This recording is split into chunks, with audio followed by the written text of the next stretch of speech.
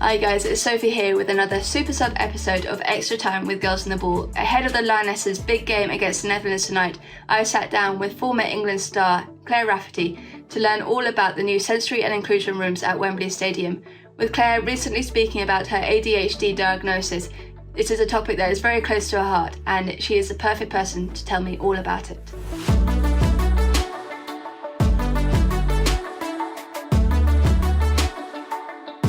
Good morning, Claire. First off, how are you? I'm really well, thank you. How are you doing? Yeah, really good. Pretty busy at the moment, I can't lie, but That's getting towards news. Christmas. Yes, always good.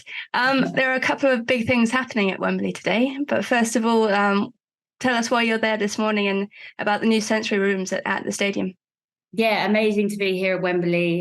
Even better to be here based on the fact that there are 2 new sensory rooms here at the stadium.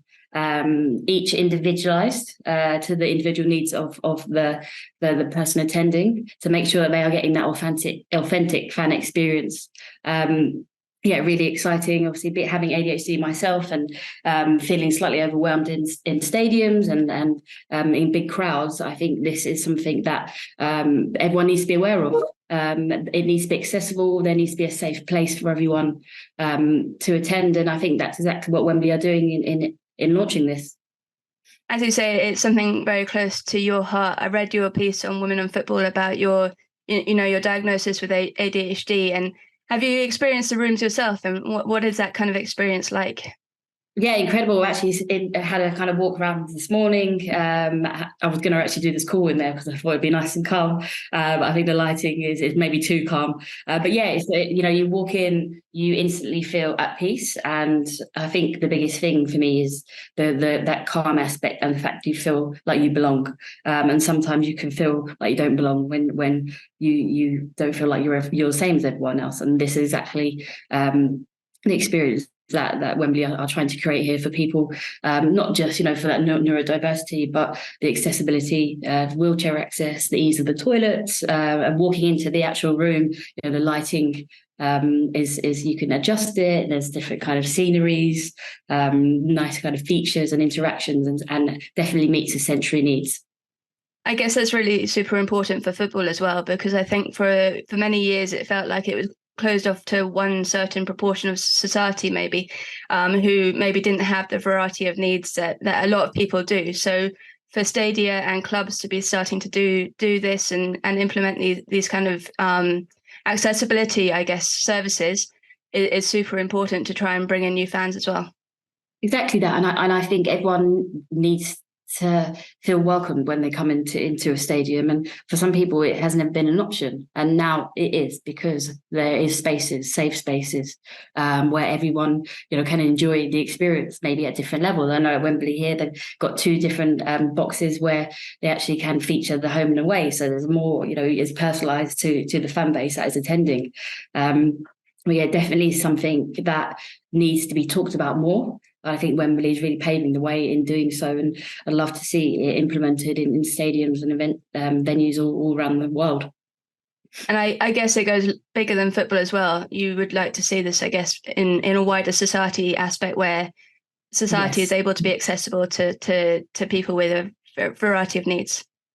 Yeah, indeed. We talk about shopping centres, airports, spaces like that where it replicates that similar noise aspects. And for me personally, it can be quite overwhelming. So to know that I can go into a space and the home of English football as well in particular, and feel safe, that is key. But I think football is a great way to start with that message, because it is a vehicle for change. And that everyone's common love for the game. I think that education piece needs to be had with clubs, with players, staff, and then obviously the opinion from the fan base, because I think that equally is as important in terms of the feedback. I know you've talked about your journey in terms of your diagnosis, but I guess when you were younger and playing football, this is something that you would have loved to take part in and have available to you, I guess. Yeah, definitely. I mean, even now, I actually have the experience where I will often leave games at halftime. So having that now, but if when I was younger, it would have been amazing. I think during the playing time, I was able to medicate myself by playing football and being active every single day. And then having stopped that, it's figuring out, how am I going to, be normal, so to speak, and interact with in ways that everyone else can. So, yeah, football definitely helped me. When that stopped, I had to learn how to be the person I am now. For sure. And quickly moving on to the big one tonight. It's a big evening at Wembley. I guess these Wembley evenings never get old. First of all, what do you think of this England squad at the moment? I know it's a must-win game against the Dutch. Yeah, it must win. And I think, look, we've obviously had that transition period from the World Cup, that massive high that you get. And toppled with that is that expectation now that England should be winning every single game. I think in terms of the squads that are facing the Dutch side tonight, it's kind of mixed between and the new players coming in, players like Beth Mead coming back after injury who can share her experiences. But yeah, I mean, it's going to be a tough game, isn't it? I am positive that England will win. But I think the performances have to improve. You have a score prediction at all? Yeah, 2-1. I'm going for that today with a late goal from Beth Mead. Fingers crossed. And a great celebration. Yeah, definitely. I know, like, it's been a few years since you retired, but how has it been like watching this team as a fan rather than being involved in it? Yeah, it's been quite an emotional journey, actually. Having had to retire quite early, I watched some players that I played alongside for a long time. Like to Jill Scott, Ellen White, even Lucy Bronze to that extent. I've watched them continue to play. And at first, it was quite emotional for me because I missed it. I missed my friends. I missed the training environment. But I watch it with a lot of pride.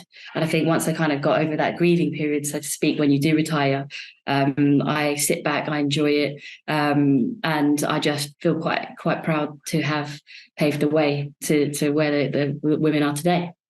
We certainly did that. I mean, I remember so many games Good old days. in England shirt in the good old days, yeah, way back. Yeah. What do you think was your most proud moment? I think I probably know. I think there's like a whole year of it, the 2015 year, where with Chelsea we won the first FA Cup.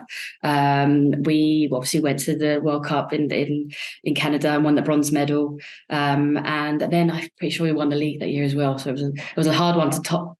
But also, coming to Wembley, I think when I look back at the Olympics in 2012, I'm playing against Brazil here. And that whole experience, then just coming back now and watching them play on a regular basis and seeing the crowds. And I think one of the proudest moments actually off the back of played for England is seeing the young girls and boys wearing the kits with the names on the back, which wasn't a thing before. Yeah, I remember walking down Wembley Way, I think at the first FA Cup final at Wembley, and there was maybe one or two women's shirts exactly. And then a lot of probably men's names in the back. And now you walk down Wembley Way and it's literally all, Alessia Russo and Lee Williamson. So massive transformation.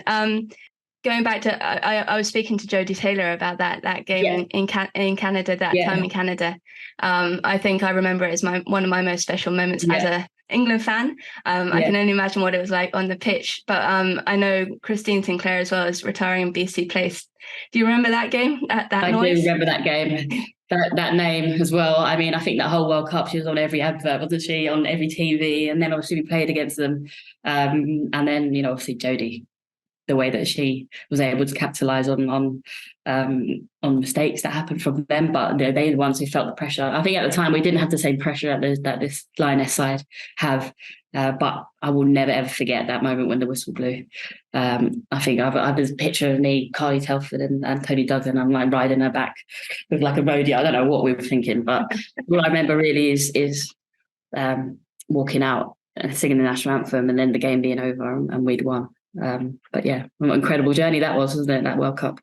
I think it was iconic, and I think it definitely paved the way. As there's in sport we have these moments like the Olympics, like that World Cup, that leads to the next generation of success. So I think you can be very definitely proud of that. Lastly, it is obviously December now, so I was just going to finish off and ask you what your Christmas plans are.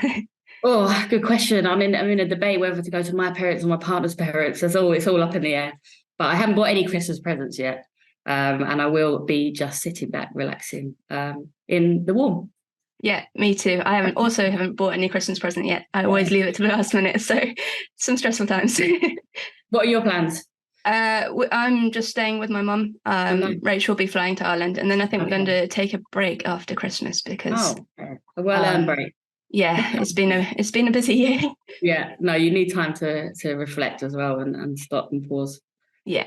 Well, thank you so much for talking to me. No problem. And it's great to hear about the project at Wembley as well. It's really, really necessary. So thank you. Indeed.